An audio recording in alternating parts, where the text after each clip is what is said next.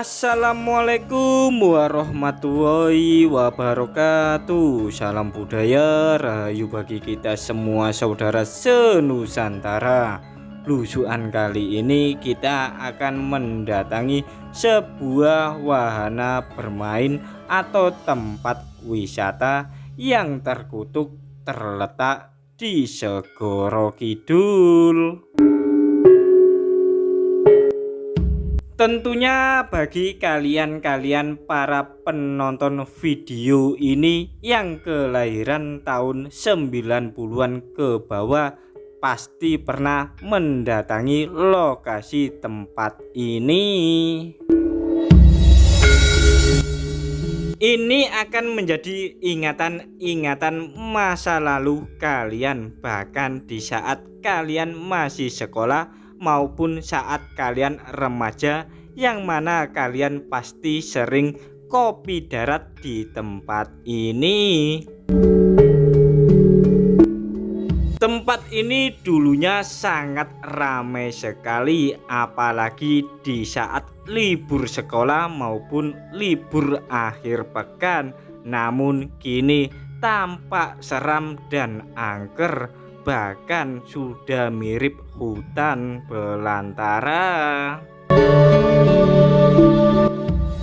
Apakah ini kutukan dari Ratu Segoro Kidul tentang tempat wahana wisata ini yang memakan lahan kerajaan Segoro Kidul? Menurut rumor yang beredar, memang begitulah ceritanya, bahwa wahana bermain atau tempat wisata ini jadi sepi karena kutukan. Setelah perjalanan yang cukup jauh dan melelahkan, akhirnya kita sudah sampai di lokasi tempat wahana wisata atau tempat wisata yang terkutuk. Coba kalian perhatikan di sekitar kita. Dulu di sini penuh canda tawa keramaian bocah-bocah, namun kini terbengkalai seperti wisata hantu. Sungguh sangat seram ya. Bahkan di sini ada ibu-ibu penjual ikan segar yang dikutuk berubah jadi batu selama puluhan tahun. Entah mengapa tempat ini berubah menjadi tempat kutukan yang sekarang ini tak ada pengunjungnya. Bahkan tanaman-tanaman atau pohon-pohon peneduh ini sekarang ini berubah menjadi besar layaknya hutan belantara. Padahal dulu di tempat ini sangatlah rindang dan nyaman bagi para pengunjung untuk menghilangkan beban pikiran. Selanjutnya kita akan mencoba menaiki anak tangga ini yang sudah tertutupi dedaunan kering, bahkan semak belukar. Bahkan dulu di sekitaran sini sering terdengar suara-suara burung bernyanyi, yang mana burung tersebut termasuk burung langka yang dikurung dalam sangkar besar itu. Namun kini sudah tak ada. Mungkinkah burung tersebut sudah terbang bebas? Selanjutnya di hadapan kita ini tampak bilik-bilik kamar khusus yang mana disewakan setiap malamnya dan sering dilakukan ritual podo penake yang bukan muhrimnya. Mungkin para penonton yang pernah membawa pacarnya ke sini untuk melakukan ritual meluma mengkurup, silakan komen di bawah video ini. Bilik-bilik yang sering kalian gunakan saat melakukan ritual podo penake entah sama pacar kalian yang perawan, istri orang maupun janda, saat ini sudah terbengkalai, bahkan atap-atapnya pun sudah banyak yang jebol. Meski sudah terbengkalai, namun tempat atau bilik tersebut masih menyimpan kenangan-kenangan kalian, yang mana detak jantung kalian berdenyut kencang serta keringat bercucuran dan semangat yang membara. Selanjutnya kita melalui jalan yang ditumbuhi rerumputan semak belukar yang dijaga sama dua sosok raksasa buto, dan disinilah jalan menuju tempat keramat yang berada di atas gunung. Nanti kita akan menuju ke sana. Jika kalian ingin datang ke sini, silakan kalian membawa perlengkapan keamanan seperti memakai celana jenis jin dan sepatu yang berleher. Khawatirnya kalian nanti menginjak ular, karena ular-ular di sini sangat mudah berkamuflase, entah seperti daun, entah seperti ranting. Ternyata selain dijaga oleh dua sosok berwujud buto di tempat menuju keramat yang di atas gunung, juga dijaga dua ekor kuda putih. Entah maksudnya apa ya simbol kuda putih ini. Mungkinkah dua kuda putih ini merupakan tunggangan dari Ratu Segoro Kidul yang mengutuk tempat wisata ini yang sekarang ini terbengkalai? Mungkin kalian yang bisa menjawab, silakan, tak usah sungkan-sungkan komen di bawah komentar video ini. Dan di hadapan kita inilah merupakan tempat keramat dan disakralkan sama orang-orang.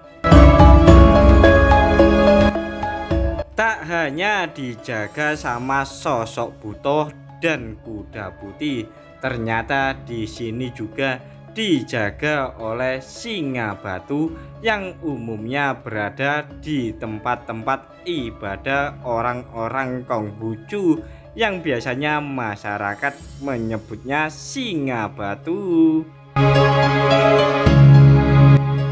Perlahan-lahan langkah kami mencoba menaiki tangga, yang mana tepat di hadapan kita ini ada sosok orang bertapa selama ratusan tahun dan berubah menjadi batu. Dan di sekitar sini banyak sekali monyet-monyet atau kera-kera juga berubah menjadi batu. Dan di hadapan kita ini ada sosok orang yang gemuk dan memiliki jambul, namun beliau juga berubah menjadi batu. Selanjutnya kita akan mengelilingi tempat sakral dan keramat ini, yang lokasinya berada di puncak gunung, yang mana di sini ada sebuah sosok ratu yang dijaga sama buaya dan wanita tanpa kotang. Sedangkan di bagian atas sini tampak seorang kakek-kakek yang bertapa jadi batu, dan di sebelah kiri ini tampak seseorang yang sedang dipasung dan berubah jadi batu, mirip Yesus ya. Selanjutnya di sebelah kanan kita ini dan paling pojok ini juga ada sosok orang gendut yang botak, di mana dikelilingi bocah-bocah. Mungkin kalian tahu orang tersebut tokoh siapa? Di tempat ini kaki kami terasa gemetar dan terasa ada sesuatu hal yang sangat mistis meliputi atau menyelimuti kawasan tempat ini yang disakralkan dan dikeramatkan orang-orang. Bagi kalian-kalian yang memiliki ilmu indera keenam, indera ketujuh, indera kesepuluh, indigo ataupun indihome, bahkan indomie, silakan terawang di tempat ini ada apa saja sehingga membuat kaki kami gemetar dan bulu kuduk kami berdiri. Namun jika melihat lokasi tempat ini menggambarkan bahwa negara kita ini memang Bhinneka Tunggal Ika, yang mana banyak sekali agama atau simbol-simbol agama maupun simbol-simbol penganut kepercayaan agama lokal. Setelah melihat di bagian sudut paling atas ini, selanjutnya kita akan mencoba melihat yang ada di bagian bawah yang belum kami sempat videokan. Dan di hadapan kita ini sudah tampak ada singa yang bertapa berubah jadi batu, dan di hadapan kita ini ada sebuah bangunan yang terbengkalai. Mungkin dulu tempat ini dijadikan tempat makan atau semacam restoran. Melihat kondisi sekarang yang saat ini berantakan, sayang seribu sayang tempat ini terbengkalai. Padahal apabila dimanfaatkan lagi akan menjadi sumber pendapatan masyarakat yang ada di sekitaran kawasan atau tempat wisata terkutuk ini. Melihat ruangan di balik kaca, mungkin dulu merupakan dapur untuk memasak pesanan orang-orang yang datang di gedung ini. Selanjutnya kita akan mencoba melihat sudut lain, yang mana di hadapan kita ini ada pos pantau atau pos penjagaan yang kini atap-atapnya sudah banyak yang kropos dan banyak ditumbuhi semak belukar. Dan di sebelah timurnya di sini ada sosok orang yang sedang memanah berubah menjadi batu. Coba perhatikan baik-baik sosok sang pemanah ini. Ternyata tak memakai sehelai benang pun, hanya selembar kain yang menutupi sontolnya. Mungkin sosok pemanah ini bisa masuk angin berubah menjadi batu. Selanjutnya kita akan mencoba di area sebelah sini.